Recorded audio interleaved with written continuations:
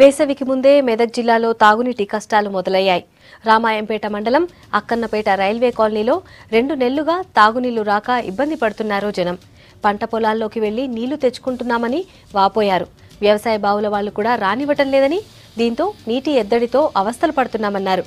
అధికారుల తీరుకు నిరసనగా ఖాళీ బిందెలతో రోడ్డుపై బైఠాయించారు. ప్రభుత్వం స్పందించి తమకు నీటి వసతి కల్పించాలని డిమాండ్ చేశారు. ఇప్పుడు పడై ఎండాకాలం వచ్చింది పడయని చెప్పేసిండ్రు.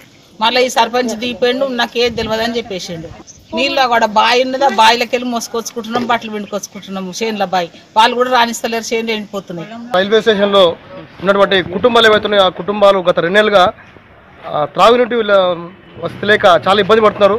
గతంలో ఈ విషయాన్ని సంబంధిత అధికారులకు ఎన్నిసార్లు విన్నవించినా వారు సరిగా పట్టించుకోవడం లేదు. కాబట్టి వేసవి కాలం సమీపిస్తుండడంతో ఈ సమస్యను పరిష్కరించాలని ఇటీవలే సంబంధిత అధికారులు కూడా కోరడం జరిగింది. ఇకైనా అధికారులు స్పందించి ఈ త్రాగునీటి వసతిని తీర్చాలని